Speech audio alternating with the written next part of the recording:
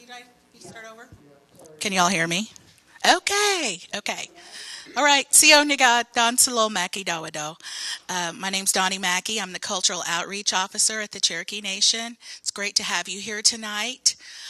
We have a wonderful speaker tonight. She's a good friend of mine and has a great deal of knowledge. And she and I have worked on a lot of neat projects together as well. And so I asked her to come and speak on Native literature. And I want to introduce Elizabeth Toombs. She's from Uchi, Oklahoma. She is a graduate of Grove High School. She's got a bachelor's degree in English literature from Oklahoma City University and a master's in Native literature from the University of Oklahoma. And she's also a teacher there. She teaches writing. And she also teaches the Native Peoples of Oklahoma class in person, but also helped develop the online class, which is free for those that want to sign up and take that. It's a wonderful class, and there's a lot of information on Cherokee people there as well, even though it covers the tribal people of Oklahoma. There's a great deal of information on Cherokee specifically. So maybe she'll mention how we can access that if you're interested in doing that. So anyway, it's my honor to introduce Elizabeth Toombs.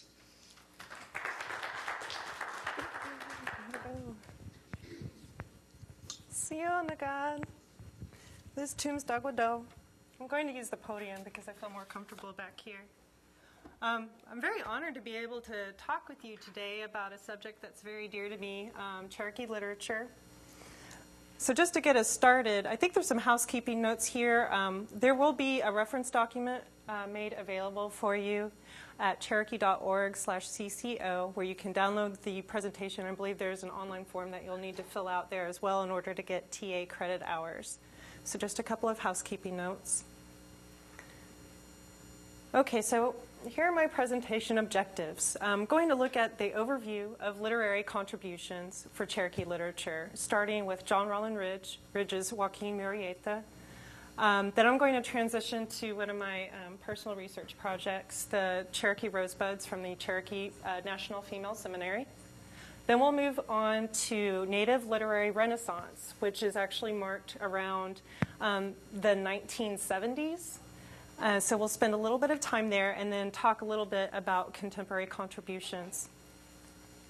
And I hope that throughout this discussion that I can talk about topics that are important to Cherokee people, including sovereignty, self-determination, education, women's issues, and culture. And in the idea of culture, talking about language and worldview. And then hopefully I'll be able to tie in a little bit about Native studies in general and even American studies. So that's just to give you a general idea about what we'll be talking about today. So what is Cherokee literature? And I actually, this is inspired by Dr. Wyman Kirk, who teaches at Northeastern State University and also co-leads the Cherokee Humanities program hosted by the Heritage Center here in Tahlequah. What is Cherokee literature? So basically, when we start off thinking about Cherokee literature, we go to the stories. I call them cosmological stories, stories related to origin, our beginnings, stories that are shared. Sometimes they're called myths. I don't like the word myths because it has an unintentional sense of fiction behind it. So I don't use myths. I use origin stories, cosmological stories, and we'll touch on those briefly. Then we have family stories. Those are stories that we just share together that might give us a sense of identity about who we are, where we come from, which I think is very important when we talk about teaching in classrooms. Local legends. Good examples would be sort of talking about our historical figures, sort of shifting our idea of heroes, like Ned Christie would be a good example of a local legend, and historical fiction, which Joaquin Murrieta will touch on that a little bit. Okay, so I'm just going to go ahead and jump into cosmology. Okay, so we have, usually when you go into any Native literature course, not just Cherokee, but any Native literature course, you're going to come across James Mooney. who was an Irish Catholic from Indiana, collected stories from the late 1800s from Cherokees residing in North Carolina. I believe it's in the preface, he picked the Cherokees in North Carolina specifically because he believed that Cherokees in Indian Territory had lost a sense of identity, of cultural identity, through the removal, which we know is not true. But that's why he focused on this particular group. And they're also, it's important to note that they're informant-based stories. Craig Womack, a Creek theorist who started out at University of Oklahoma, he has a critical theory book called Red on Red, and he brings up this idea of audience. So whenever we're looking at these stories, we should always consider who is the intended audience for this literature, who's the source, and what is the ultimate purpose? And that should be a question brought to almost any Native text. When we look at James Mooney's works, the audience isn't necessarily a Native audience. He's writing to non-Native people, but the source is Native peoples. And so the purpose isn't necessarily to educate. In his mind, he was trying to preserve these stories, which is sort of double-edged, right? Because this idea of preservation, there's this idea that our culture is static, that we're about to lose it, that we're endangered, which is not necessarily the case.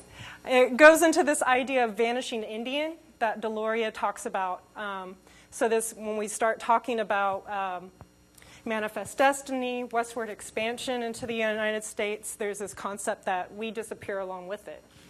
There are some contributors there, Franz Boas and Lewis Henry Morgan, who talk about and differentiate between cultures. As you see, they kind of look at it as a hierarchy, separating Native and non-Native people based on this concept of civilization. So I get a little upset when I think about things like this, but it's also important to remember that there is some value into preserving these stories, because if you're not coming from it from a cultural standpoint, at least you have a way to access some of it. But it should always be taken with a sense of considering what the source is. And not only that, we'll get to it, but you lose a lot in this format. You lose a lot when you have oral tradition put into print format.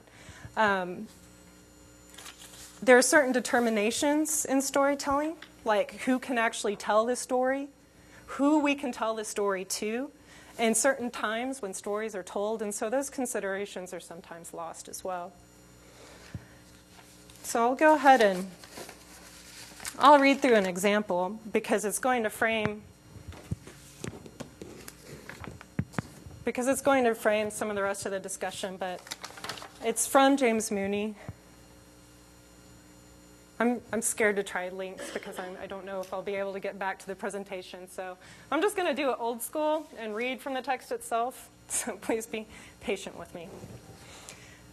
The earth is a great island floating in a sea of water and suspended at each of the 4 cardinal points by a cord hanging down from the sky vault, which is of solid rock.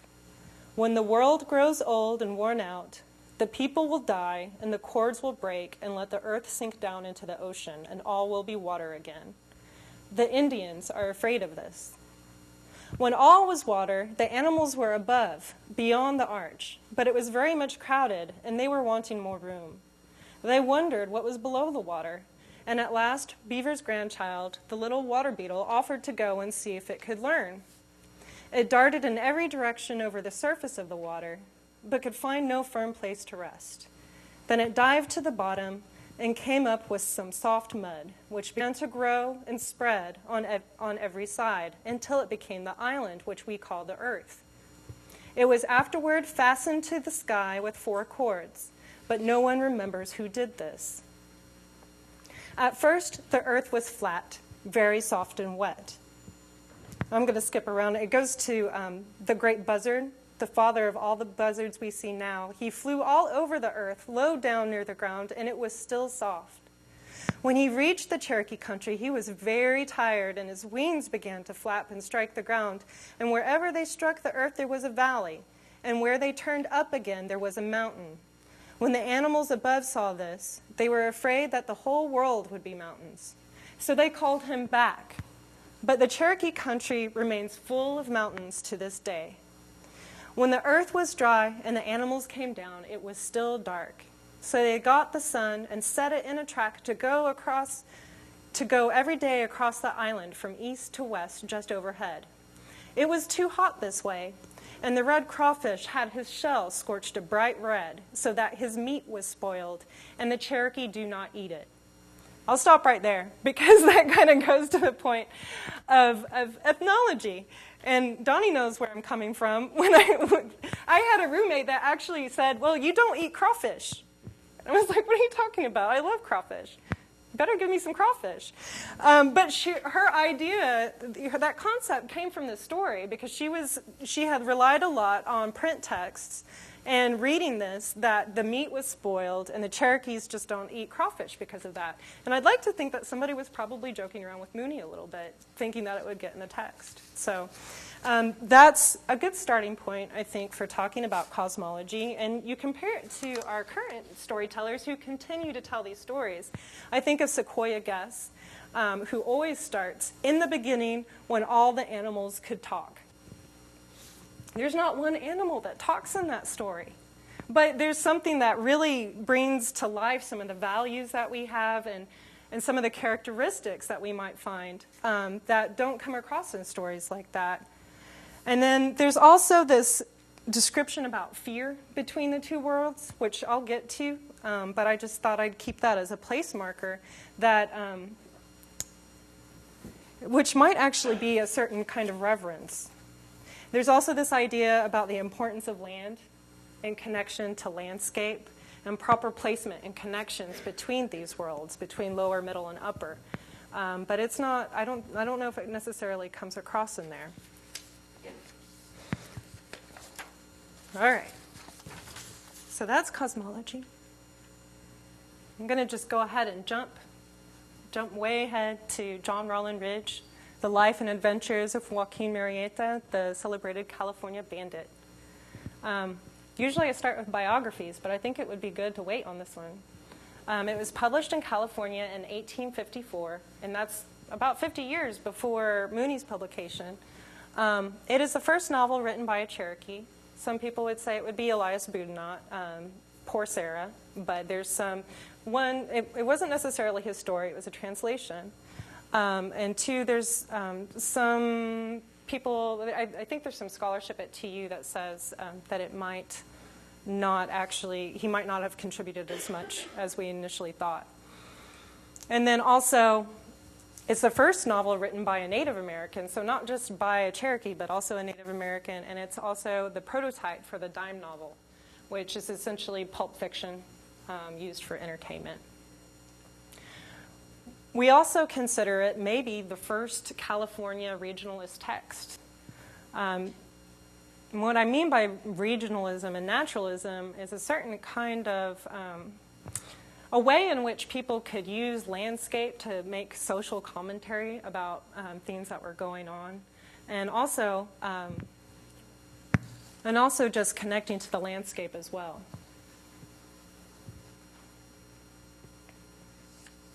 Let's see. Okay, so I'll give you some background. The primary characters are Joaquin Murrieta. He's the model for contemporary romantic heroes. We actually base Zorro on Joaquin. He initially came about, and this is the historical story behind Joaquin, is that he initially came about through a newspaper article in the Los Angeles Star, published in '82. And he was just mentioned by Reyes Feliz, who was hung for the unsolved murder of American General Joshua Beam. He later claimed to be Murrieta's cohort.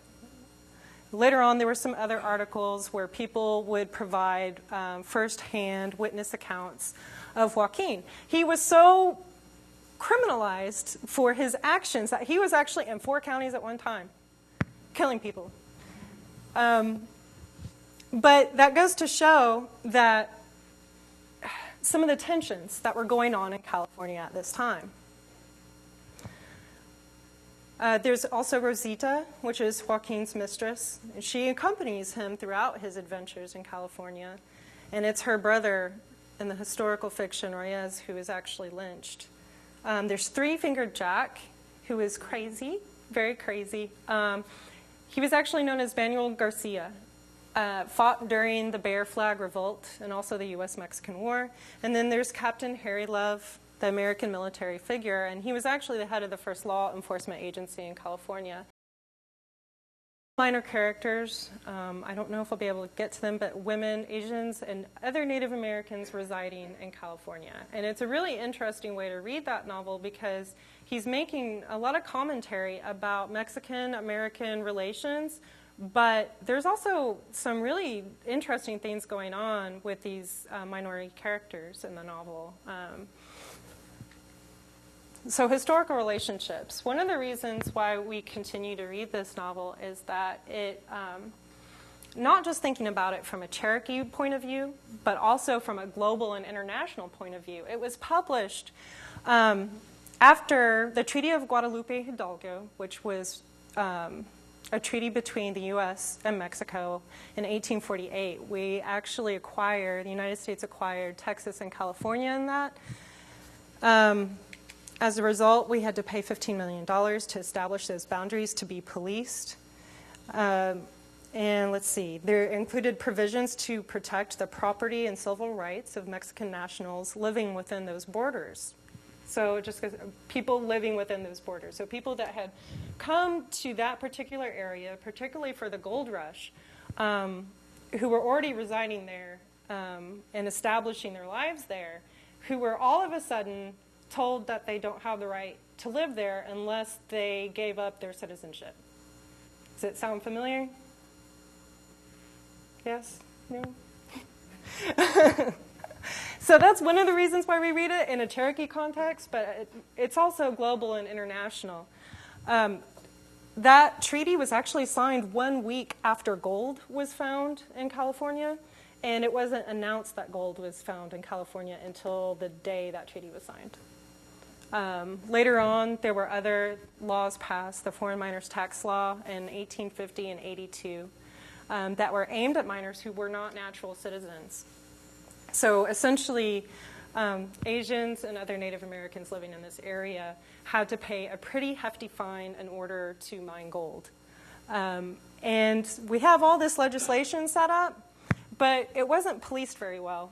And so I think that's what this novel sort of captures, is the tensions, the economic, the racial tensions that continued after all this legislation was signed.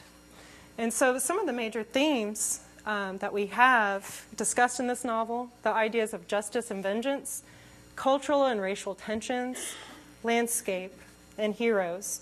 And I think, again, I'll just read from the text. I kind of like that anyway.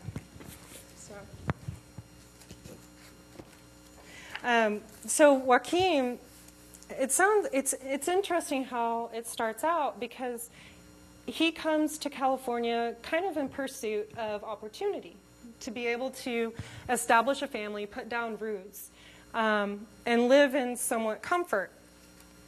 And so he was pretty happy to be in California, and unfortunately, while he was there, he loses his home twice. His wife is hurt during that whole process, and he loses his brother-in-law, being accused for a crime that they didn't commit, for stealing horses. And so his excuse in the novel, anyway, is that his life of crime, because there was no law to sort of mediate what was actually going on there. So this is a passage. He had the confidence and respect of the whole community around him and was fast amassing a fortune from his rich mining claim. He had built him a comfortable mining residence in which he had domiciled his heart's treasure. She had followed the young adventurer in all his wanderings with that devotedness of passion which belongs to the dark-eyed damsels of Mexico. It was at this moment of peace and felicity that a blight came over the young man's prospects. The country was then full of lawless and desperate men who bore the name of Americans but failed to support the honor and dignity of that title. A feeling was prevalent among this class of contempt for any and all Mexicans, whom they looked upon as no better than conquered subjects of the United States, having no rights which could stand before a haughtier and superior race. And so he has all of these negative things happen to him over the course of the novel when he turns essentially to a life of secrecy, where he's kind of like a Robin Hood, stealing from the rich, giving back to the poor. It's a shoot 'em up. It's a shoot 'em up novel, and so if you're interested in that type of reading, this would be a definite good one to look into. So this is where sometimes I go, is this an international novel or is this a Cherokee novel? And where he talks about vengeance. I'm at the head of an organization, said he, of 2,000 men whose ramifications are in Sonora, Laurel, California, and in this state. I have money in abundance deposited in a safe place. I intend to arm and equip 1,500 or 2,000 men and make a clean sweep of the southern counties. I intend to kill the Americans by wholesale, burn their ranchos, and run off their property at one single swoop so rapidly that they will not have time to collect an imposing force before I will have finished the work and found safety in the mountains of Sonora. When I do, I shall wind up my career. My brothers, we will then be revenged for our wrongs, and some little, too, for the wrongs of our poor, bleeding country. We will divide our substance and spend the rest of our days in peace. I am now preparing for this grand climax, and for this reason, I have kept you so busy collecting horses. Later on, when they encounter a traveler,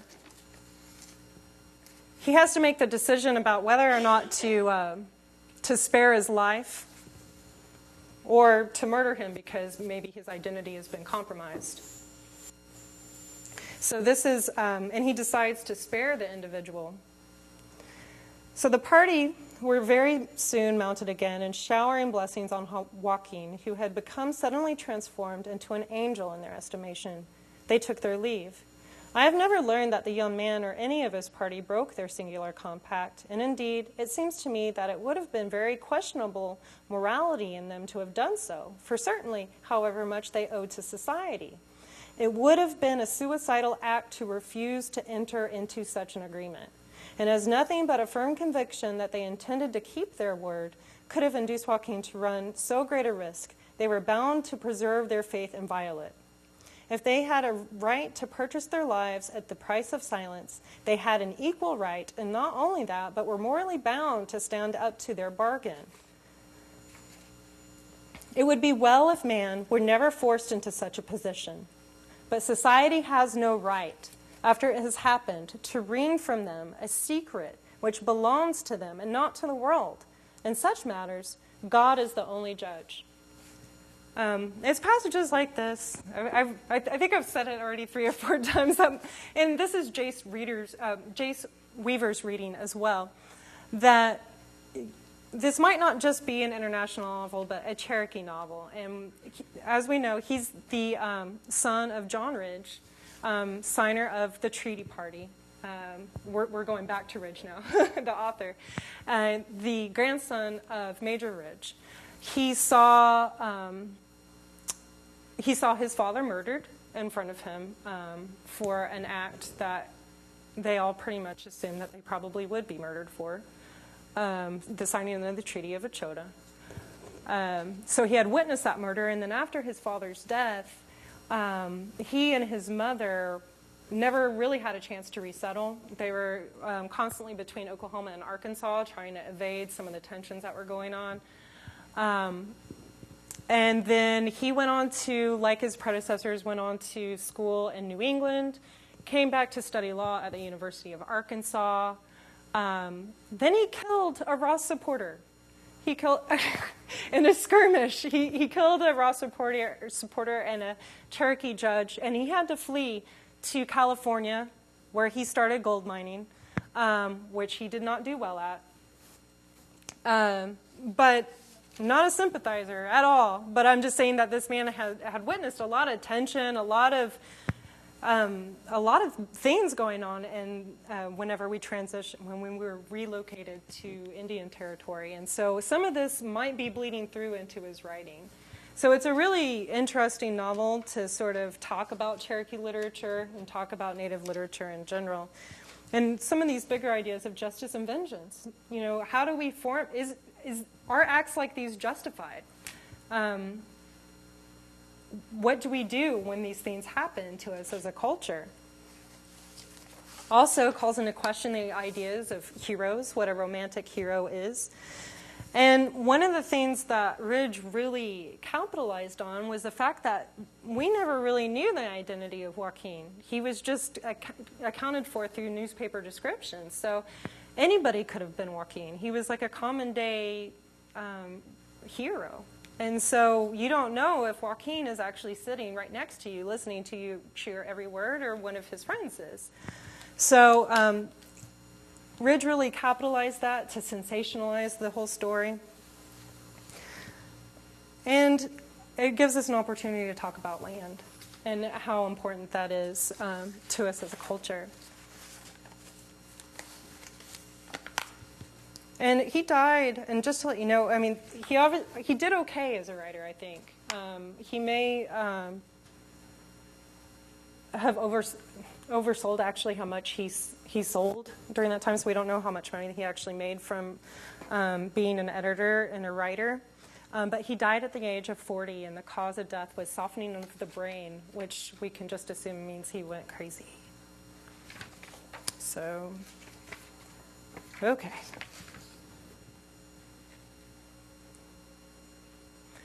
I just thought I'd bring up some basic questions that we sort of wrestle with in the classroom. How do we read for Native and Cherokee content? What is Cherokee? What are sort of the identifiers that we look for when we read these texts, be it land, language, community, and are these even fair expectations to have with a text when we read them? I have, and I'll probably skip over a lot of this because it's a lot of theory, and I like to just stick with the text, but there are some people who have done a great deal of work in this field. Robert Warrior, who wrote in Tribal Secrets this idea of intellectual sovereignty, that Native people have the ability and the right to engage with their own texts on their own terms, so that we have the ability to define what is a Cherokee text. Jace Weaver took a bit more of an activist stance in that the people might live, and sort of writing that the act of writing is an act of community and activism. Craig Womack, I like that quote. Without Native American literature, there is no American canon, meaning we have to study Native literature in order to understand American literature. And I think for a while that they've been separated. And so this work has really just been, for the extent and depth of our culture, the formalized literary theory for it is relatively young. And I think that's what they're trying to impress, that we have a stake in sort of talking about what literary theory, what Cherokee literary theory looks like. Then there's an older one that I thought I would reference, the Robert K. Thomas papers from 1953, talking about the harmony ethic, sort of resonating with the 7 clan values. But I think at the core, and I just sort of tease this out, that self-determination is formed through land, language, religious worldview, and community values. Okay. So I'm going to make a jump to the Cherokee National Seminaries.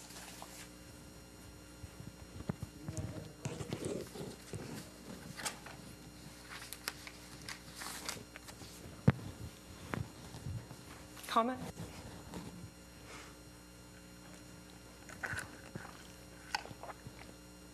Okay. Cherokee National Female Seminary. This was actually a personal interest of mine. One of the areas that I really enjoy in Native literature is women's studies in the Southeast. And so that's where I started. And I like this idea of recovery work. So on one hand, recovering maybe work that hasn't been brought to the general public, and then also recovery in the sense of how do we deal with some of the things that we've dealt with in the past, like relocation. And this is a good way to talk about education and religion in the Cherokee Nation. I think when they think about education and religion in Native communities, thoughts generally jump to the militarization, the boarding schools, where children were taken from their families. And religion was also a part of that as well. But I think it's important to note, and I know that my colleagues can speak a lot better to this, but that the Cherokee Nation, our introduction of education and religion was actually by consent. That we wanted to educate our children, and we didn't see the literacies between Cherokee literacy and English literacy as necessarily being two separate things, only one thing that you could have, that it's important to have multiple sets of literacies. So it wasn't an act of assimilation. It was actually an act to try to keep out assimilation by inviting people in and understanding that part of education and religion. And I know the Cherokee Nation, when you look at the Constitution, early versions of it, we had equal opportunity. When I say we, I mean women had the equal opportunity to work and earn money and equal access to education. So, and that's always been a part, I think, of our nation. So that's one of the reasons why I think it's really important to look at these types of works, even though they could just be homework assignments. I don't know. Sometimes I read these and think maybe they just were asked to write this, but it's really clever work that these girls are doing. Okay, so when I talk about the Wreath of Rosebuds, what's going on in 19th century American literature is this idea of individual upward mobility. We hear about it all the time. The lift yourself up by your bootstraps. You can pull yourself up out of this. And it's based off of a novel called Horatio Alger's Ragged Dick that came out in the 19th century. And it's about a homeless boy who just by luck and chance and sheer will is able to bring himself up out of poverty. And it's a text that we look at as the basis for American philanthropy, this idea that whenever you make a lot of money, you just got to help people out. So it's sort of like a Rockefeller model. But I try to compare it to a sort of a Cherokee worldview, a Gadoogie worldview, where we talk about working together. And I know that a lot of people have heard that, to live united, to work as a team with one another. And I see these sort of elements coming through the newsletter. There are two texts that you can look at. A lot of people might be familiar with Devin Mahasua's Cultivating the Rosebud. She did extensive research at Northeastern State to build that research. And it's worth looking into, definitely, to understand what education looked like during the 19th century in Indian Territory. And then Amanda Cobb, she's actually at the University of Oklahoma now, Chickasaw, and she has a text called Listening to Our Grandmother's Stories, the Bloomfield Academy for Chickasaw Females. I like that text because it talks about how it was a little different for Cherokee Nation. We might have been away from family, but there's this tendency to create family together in our own communities. And so that's a theory that sort of comes out of Amanda Cobb, that we still create a sense of community no matter where we are. And then I should also mention that Joshua Nelson has Progressive Traditions, Identity in Cherokee Literature and Culture, where he talks about these shifts in gender change, primarily looking at pre-removal texts. Catherine Brown, who was at the Brainerd Mission, he talks about women in positions of teaching as a position of power in community, that despite the gender shifts going on with contact, that we still maintained a sort of position of power by teaching. And sometimes that was through religion.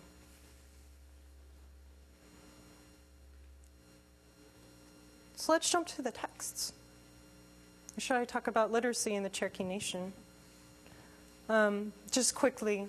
So the Cherokee Nation, up until statehood, established and funded our own schools, operated our own schools until 1907. It closed its doors 3 times during that period.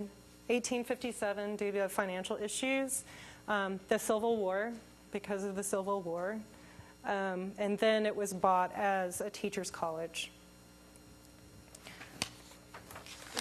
And then back to those questions that Womack presents. Who's writing? What are they writing in? Who's their audience? We're talking about young girls, and I think that they make some really sophisticated jumps in their literature. And they had counterparts at the male seminary. And a lot of the curriculum was based on Mount Holyoke. So they were constantly, and this is my opinion, they probably were comparing themselves quite a bit to their contemporaries and sort of dealing with this idea of what it is to be a woman, what it is to be a girl. We do have the cult of womanhood going on during this time. And the cult of womanhood sort of it's sort of the angel of the household. You know, you stay in the home, that's your place, and I'll get to women's issues, but so they're dealing, I think, with these other ideas of what it means to be a woman. So I'll just go ahead and jump to the text, and I will say, because religion is a big part of this, it's a part of the interpretation. So this is from Ma Lee's The Seed. When she starts off, the seed is that part of organic bodies which serves to continue the species of the plant. How curious and wonderful is its structure. There are many varieties spaced together in a capsule where they are all protected from all injury. Apple seeds are embedded in the soft pulpy mass, and grapes in a juicy substance. And she goes on to describe different kinds of seeds. Seeds are carried to different parts of the earth by the winds. They are wafted along until they reach some distant shore, or perhaps they find a resting place on some coral island which the little busy insects have made to rise above the surface of the ocean. And soon, the once barren isle is covered with nature's beauty. The white coral, perhaps, peeping forth from beneath its green robe. Seeds are also provided with wings and are enabled to float through the air from one country to another, and thus the solitary desert or wilderness is made pleasant and cheerful by the appearance of beautiful trees and shrubs for the birds to build their nests upon, and where many a lone traveler may seek shelter from the heat of sun. Some persons have supposed that out of the many different species which cover the earth, not a single one has been lost since the creation. How curious is it that all these little seeds are adapted in some use? What one animal dislikes, another likes, so all are provided for, and even the smallest seed is some use to mankind. But the most important seeds are not those that fill up this natural world. They are the seeds that are sown in the human heart, the seeds of thought that produce the fruit of action. How careful should we be that only good seeds are planted there? Jesus said in the parable of the sower that the good seeds were the words of God. And I think that's interesting because she focuses a lot on function, which is a little different than some of her other contemporaries, her Euro-Western contemporaries, who focus on things like manners. She's actually talking about purpose, and that purpose is coming from a place where heart, thought, and action is combined. And I see a lot of community thinking in that. What is going to be for the good of the community? And all the seeds are described as somewhat being together, even though they might be going to distant places. That's the nice interpretation. There's a religious interpretation in there too, I think, called the parable of the sower. And if I remember correctly, it's where the sower is throwing seeds out, and some of them take root, but some of them are scorched by the sun. some of them don't take root. And so there's some theory out there that sometimes oppressed people will look at this passage to sort of soothe, to sort of acknowledge that there is a higher path despite the treatment that they might be receiving, that they need to operate out of that sort of thought, and that the other people might get scorched. So there were good and some other interpretations that I think you could take with this work. Ida's Curious Garden.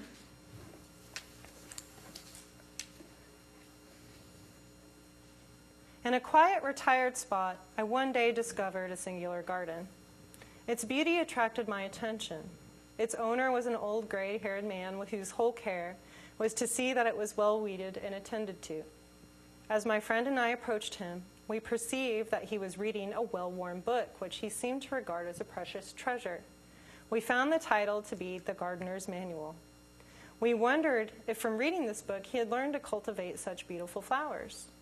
He smiled up with a smiling face, or he looked up with a smiling face and politely invited us to walk in. We entered and were struck with the simple yet beautiful manner in which everything was arranged. The walks were laid off systematically, leading to all parts of the garden. Flowers were blooming on every side. Scarcely a weed was to be seen. About the edges of the walks, a delicate white flower was unfolding its tender petals to the beholder's eye, filling the garden with its perfume and bending its meek head to the gentle breeze. Another, of mild blue eye and velvet dress, peeped from beneath its broad green leaves, inviting us with a humble lieu to gaze upon its quiet beauty. A little farther on we saw a tall shrub, whose golden-tinged flowers lifted up their heads to the brilliant rays of the sun as if rejoicing in the light.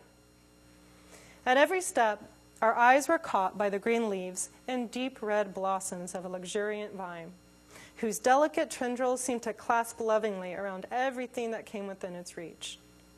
We traced it along until it led to the center of the garden, where stood a noble rose tree, from the root of which it sprang. But we soon turned from the vine to gaze on the tree, which was in full bloom and the crowning beauty of this lovely spot. This perfect flower once bloomed in eastern lands, by few admired, trampled underfoot, and surrounded by enemies who did everything in their power to destroy it. But still it lived, and now is cherished in many a garden spot of earth. This rose is the rose of Sharon, this garden an aged Christian's heart. And I can't help but read this, but sort of see this language of flowers going on in this text, and that she's making a sort of argument, a biblical argument, by typifying these, by coding these flowers, and that she identifies with the rose of Sharon. And I think it's just a really clever way to code resistance rhetoric in religious text. That's my best guess there, and I think it's pretty sophisticated for a teenager. So that's a personal project of mine, and I think a way in which they try to understand gender. And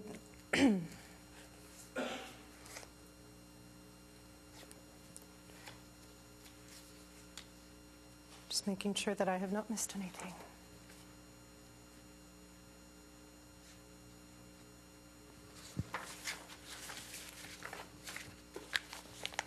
So basically, just to recap, at this particular time, 19th century, I don't think that you're going to really find very direct forms of resistance in literature or sovereignty, and that it's going to be coded in sort of this regionalist language and sort of religious language, and it gives them the ability to address and sort of govern and express their own work. And I think that it goes to show that in terms of different types of literacy, it becomes a tool of community survival, which I should add that the Wreath of Rosebuds was bilingual as well. So the girls were writing in both Cherokee and English, and I think that's a very important point of consideration in fact, I'll name drop one more theorist, Benedict Anderson, who talks about print capitalism and how important it is to nation building because it allows us to communicate current events and keeps us up to date. So the fact that we were lucky enough to have the syllabary to sort of keep each other updated as communities is pretty significant, and I think that we maintained it at least up until till statehood with these texts, and we continue to translate today in the Phoenix. So I'll stop there. Because I should reference Hastings Cherokee, who talked about the Dark Ages, which primarily would have occurred between allotment and probably up until the 1970s. The Dark Ages for a lot of tribal nations who had to deal with loss of religion, loss of language, loss of land base. And so it's difficult to find a lot of texts from this era. We do have writers. We have Will Rogers, who I think is an incredible example of Cherokee literature, especially in using humor and grace in his writing. Wasn't planning to jump to that just yet, but I should probably mention the others. Maggie Culver Fry, who was an editor at Oklahoma Today. She actually was a Pulitzer Prize nominee for her work, and Oklahoma Poet Laureate. Lynn Riggs, who wrote The Cherokee Night, also a friend of Will Rogers. And then just recently in 2007, we have Oskinson publishing The Singing Bird, which was recovered work from the 1930s and 40s, but just recently published. So we do have some Cherokee writers to look at in the Dark Ages. But I think one of the things that's important to impress upon people is that cultural identity is that we have the stories. We have our family stories who give us a sense of who we are, stories that we can talk about family members or just share about our personal histories. And so, gosh, it's important to ask family. We also have a lot of really good places to do research in Oklahoma. And this is my plug for Oklahoma. Anywhere in Oklahoma, we have Northeastern State. Dolores and Connie have some really wonderful archives there. We have University of Oklahoma, Western History Collection, that has the Indian Pioneer Papers, a lot of interviews that were conducted during that time. We have TU, OSU, Oklahoma Historical Society. So and this is all open to the general public, and I really encourage people, if you I just found an ancestor's story about the Civil War, like last week. I was just so happy to have found that. So it might be out there. And they're pretty easy to access now electronically. So that's the theme about the Dark Ages, but I'm going to continue along this theme of womanhood in Gadoogie-based thought, Gadoogie, with Betty Louise Bell's Faces in the Moon, that was published in 1995. And it bounces off this idea of family stories and alternative ways of learning, particularly through family. And again, I'll just read some passages to give some examples.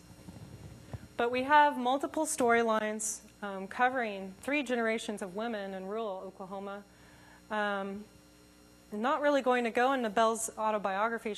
I believe she was born in the 40s, but whenever you read this text, she says that it's pretty much all based on her life, even though it's fiction, with the exception that she had siblings.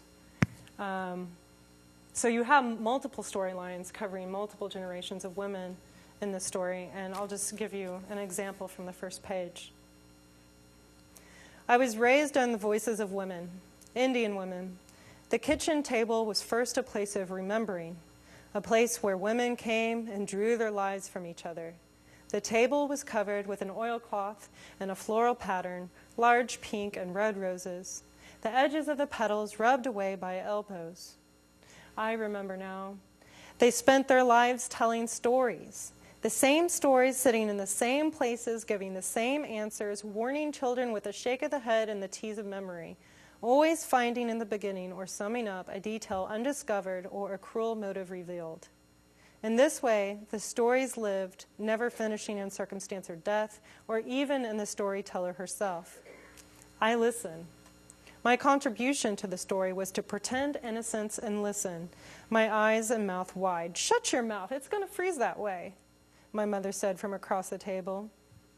I pressed my lips tight and listened with my eyes, watching for a new detail in the turn of a mood, listening for the story in my mother's face. I grew tired of living in the past and craved to find my stories and narratives of direction and purpose. I lived in the time of choice, where a person has only to believe to make it true. I have lived in desire these 4 decades and practiced invention for just as long.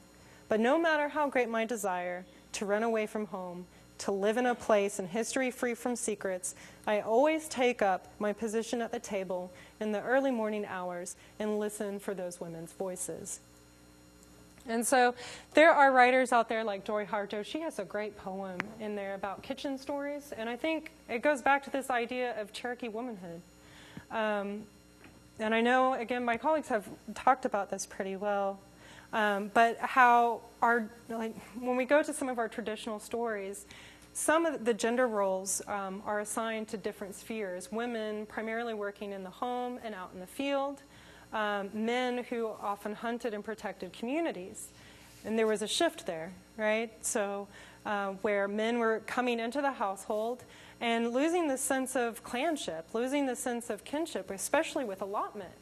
So I just made a big jump there, which is why I rely on my colleagues to explain it a little bit better. But this idea of clans and kinship is really important, right? So women gave us our identity. They gave us our clan, which dictated our social relationships, who we married, how justice was enacted. So it's not just a name. There's a whole social responsibility with clan.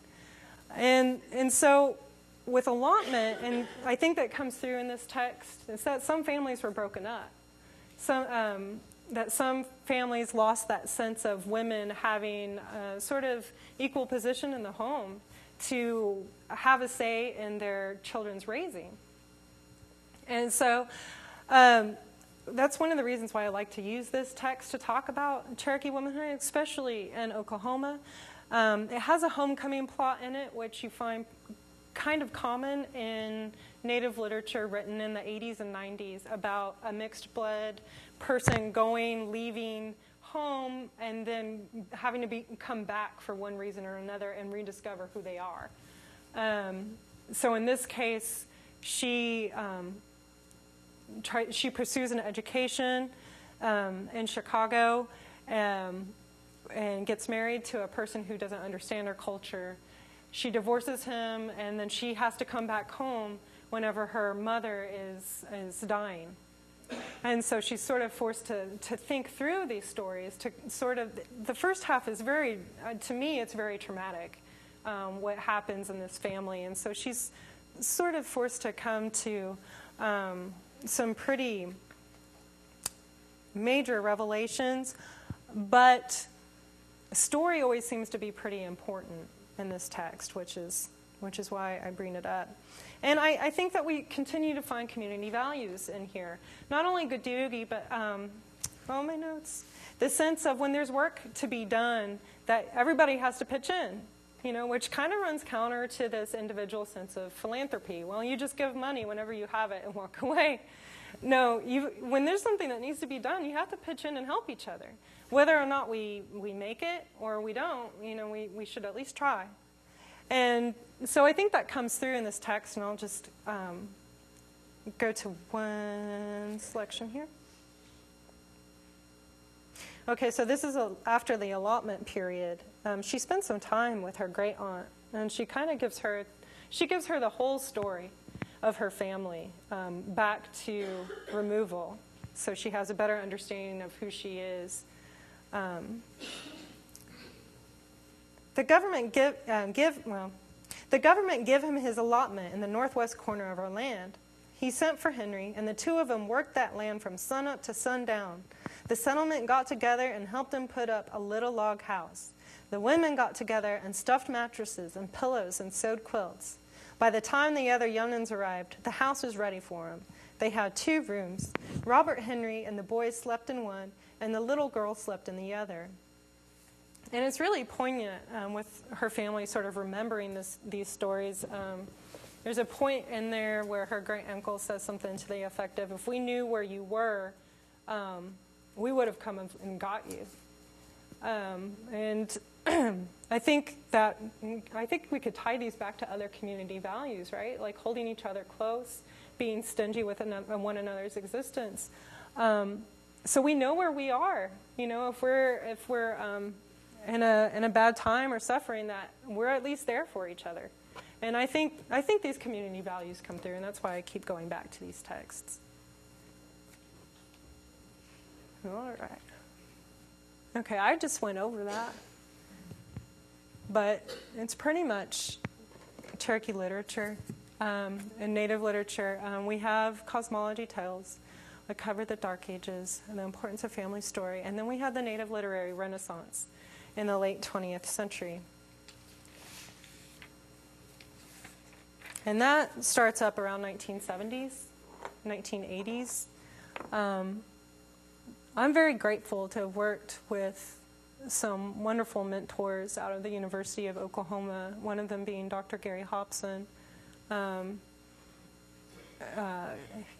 He was the one who coined the term, actually, Native Literary Renaissance.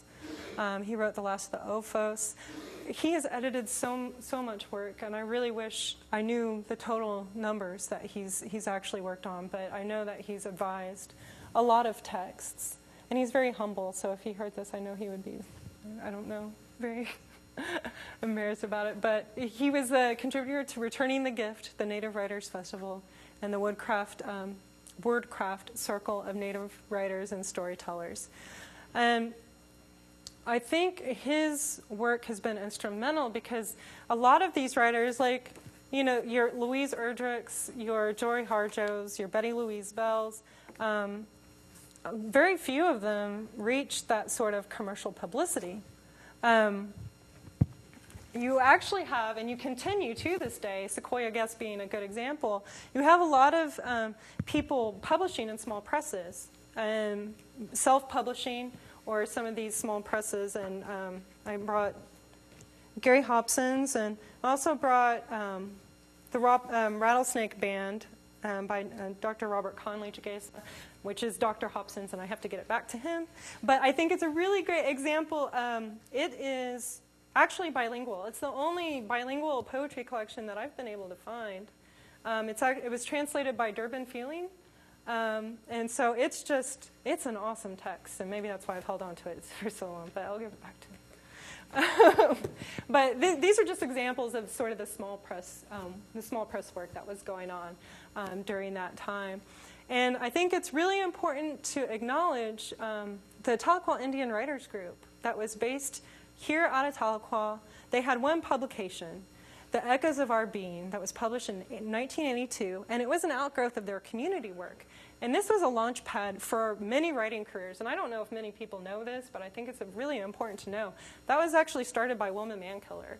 After she came back from California, and this is according to one of her friends, Julie Moss, who is a Muskogee Cherokee writer based out of Tahlequah, Muskogee, that she was coming off the tail end of the AIM movement.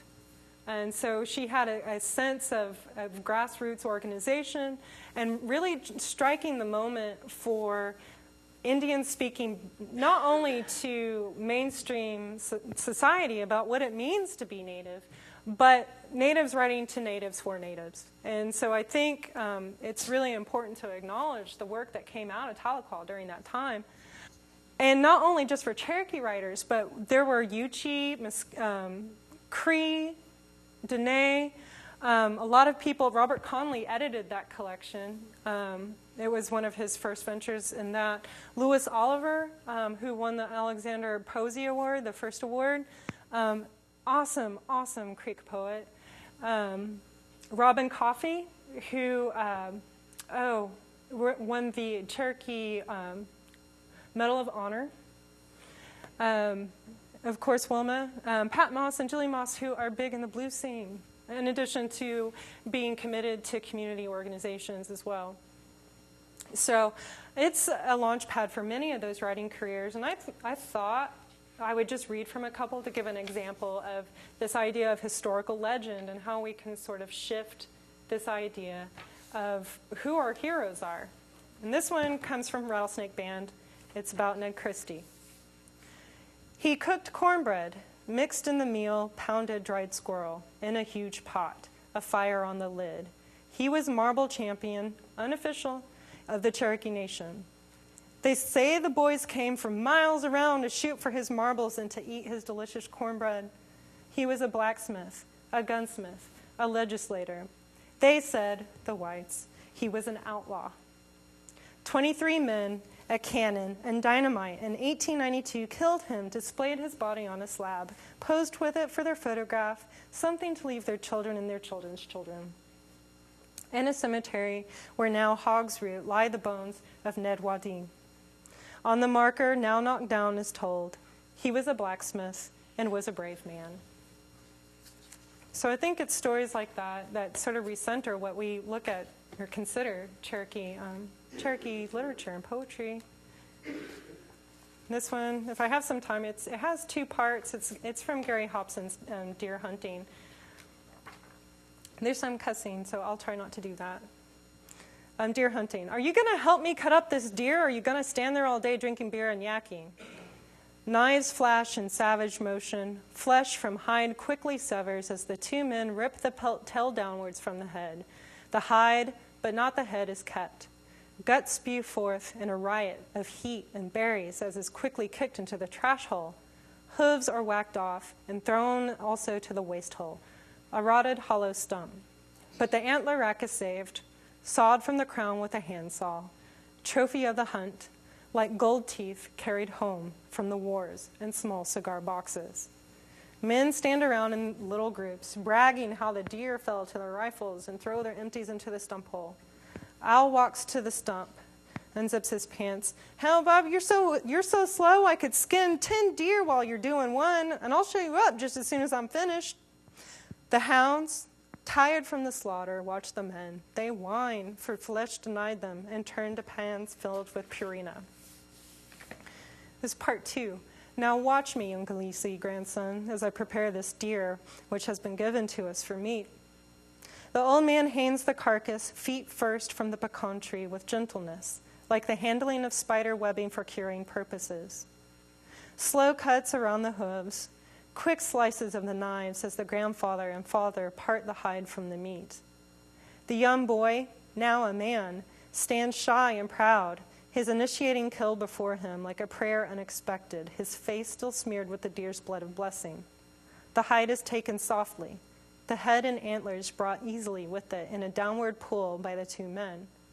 Guts in a tumbling rush fall into the bucket to be cooked with the hooves into a strength stew for the hunting dogs, brothers who did their part in the chase.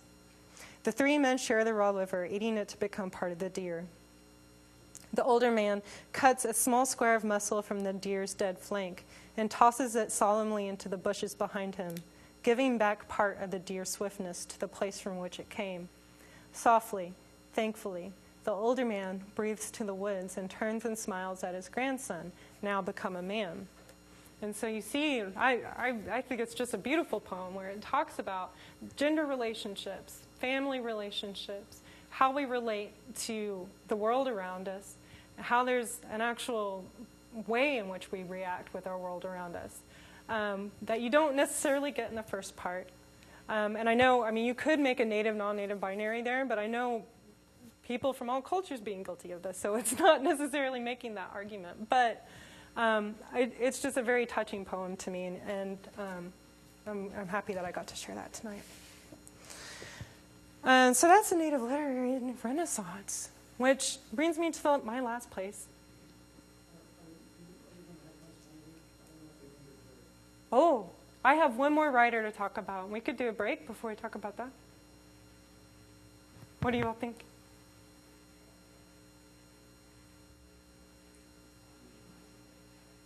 We'll wait. Yeah. This will take like a 5 to 10 minute break. Okay.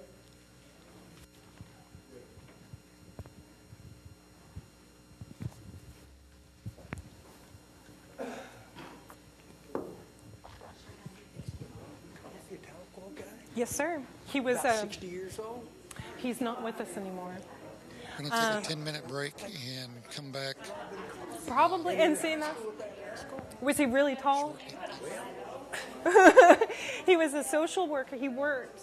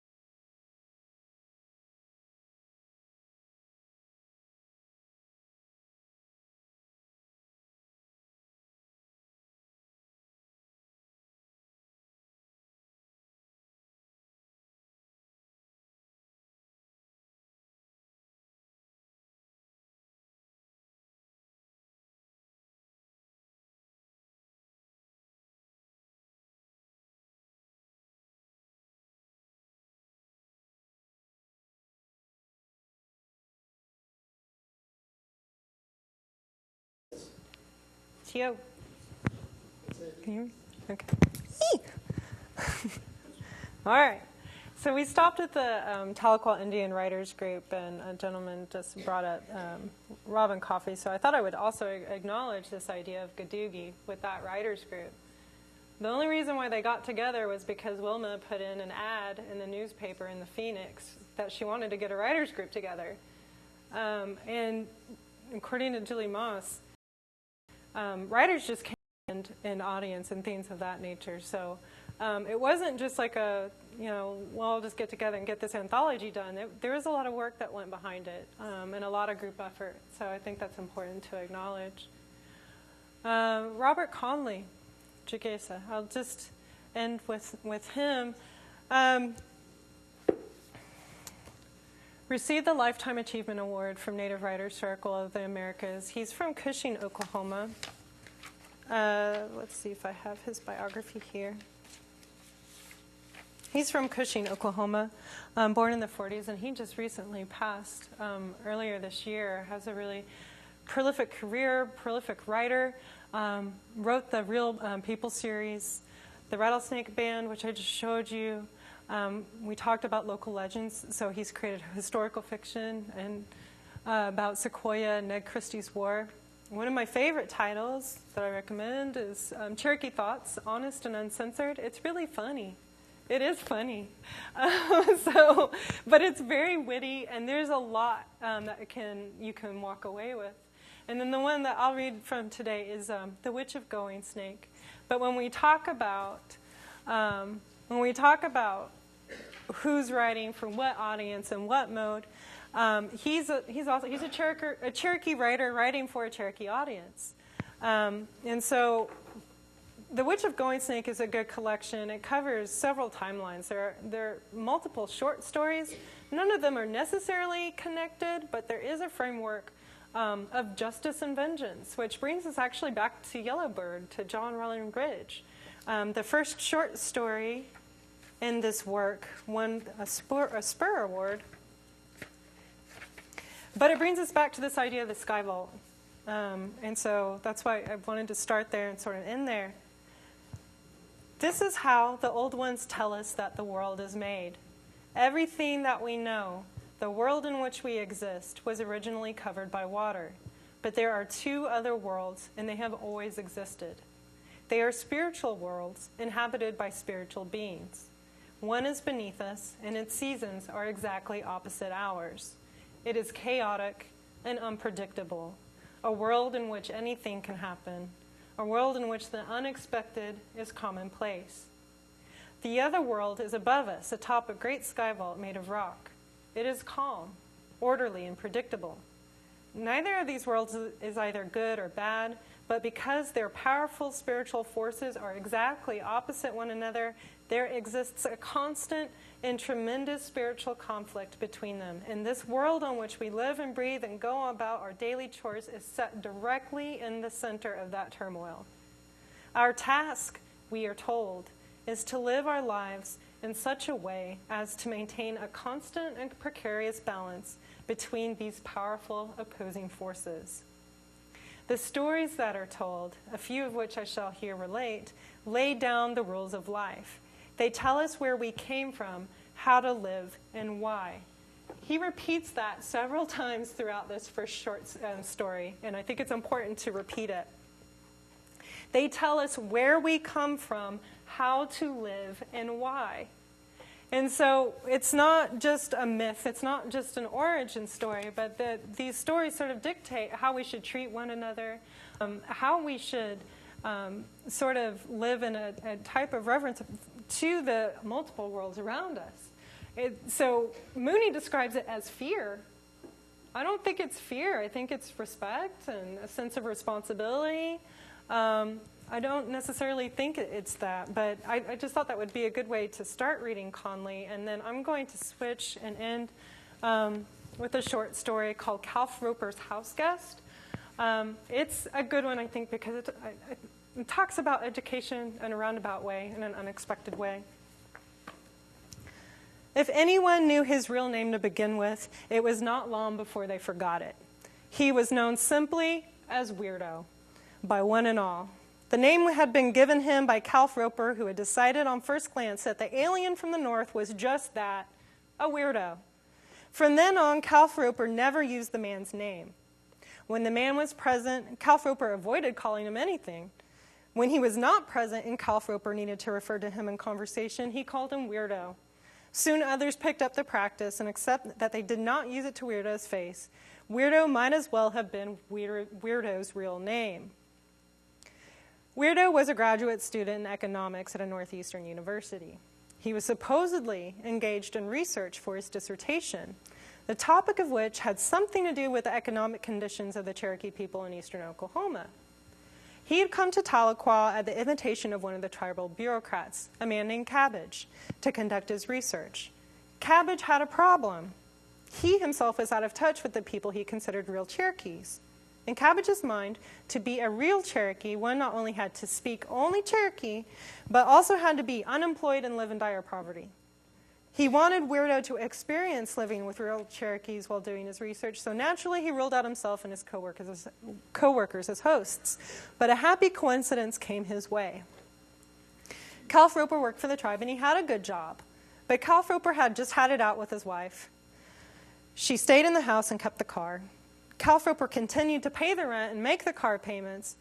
He had a good job, but it was not so good that he could afford 2 fine homes and 2 good cars. He bought himself a used Pontiac station wagon for $400 and rented a small house, which was not much better than a shack in town. As soon as Cabbage saw the shack, he asked Calf Roper if he would mind putting up Weirdo during his visit. Not having met Weirdo yet, Calf Roper agreed. Then it was too late. He met and renamed Weirdo. And so he's trying to get to know Weirdo, and let's see. Talking about research that Weirdo's doing, and he brings up stomp dances. I was reading about the stomp dances. Calf Roper thought, what does that have to do with economic conditions? But he kept quiet. Do they still have them? Sure, they still go on. Do you go? No, I wasn't raised in a stomp dance community. I'm an outsider at the stomp grounds. What would happen if an outsider went? Nothing would happen. Nobody wouldn't beat you up or throw you out or anything, but they'd rather you didn't go. I won't even go. I'm Cherokee, and I won't go. Oh, said Weirdo.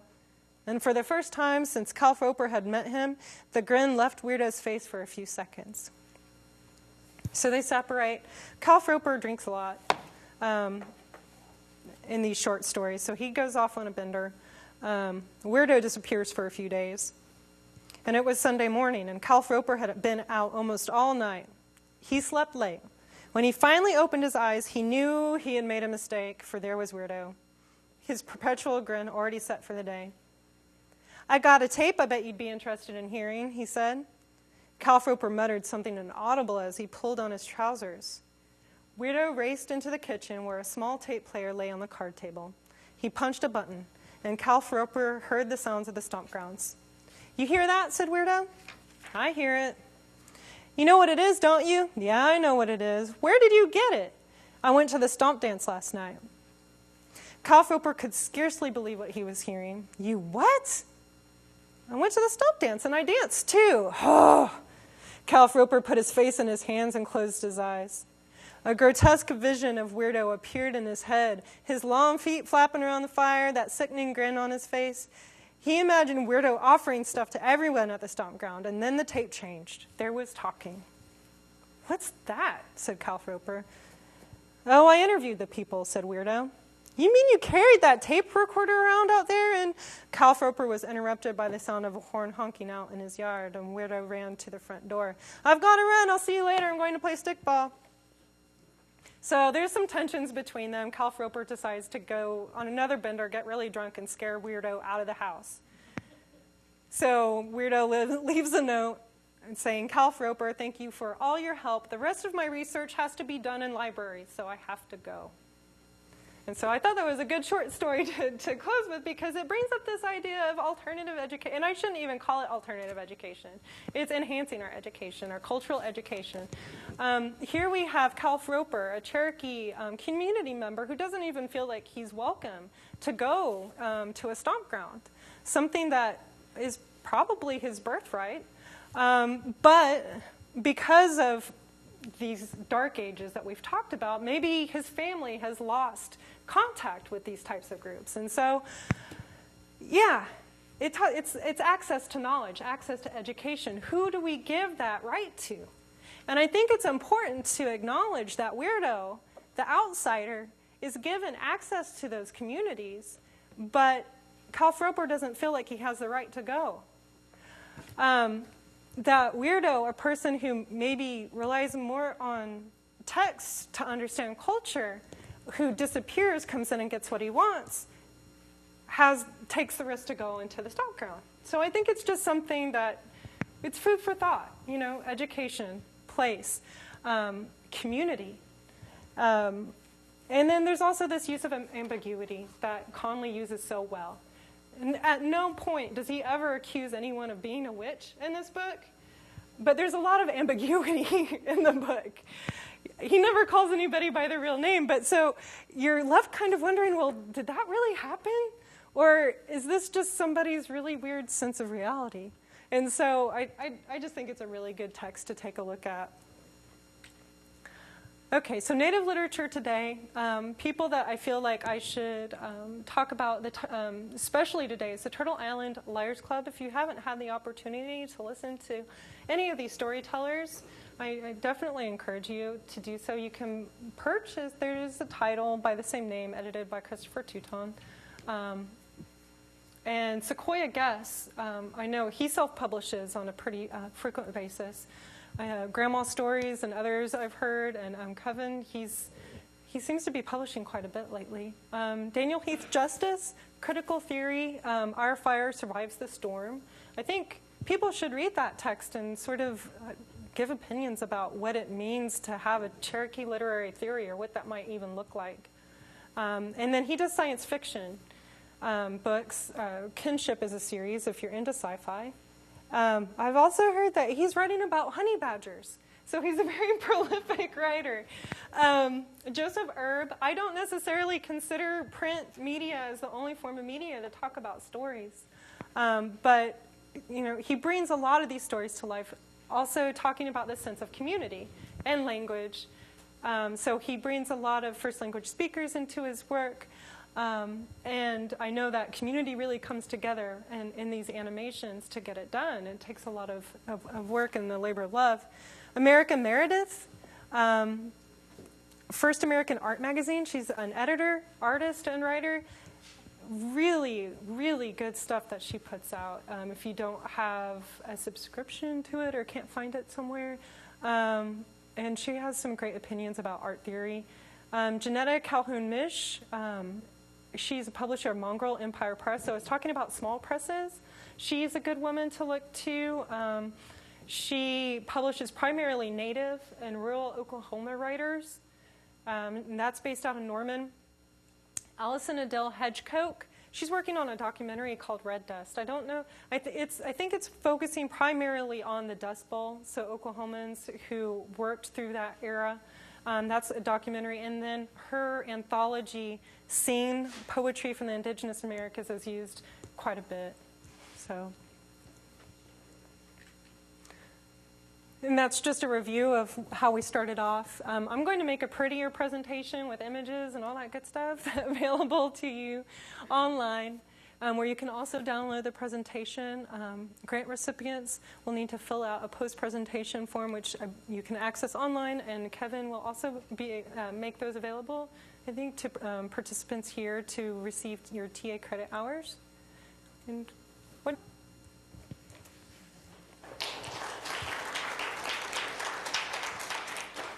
So, I think we have time. Do we have questions, concerns, comments?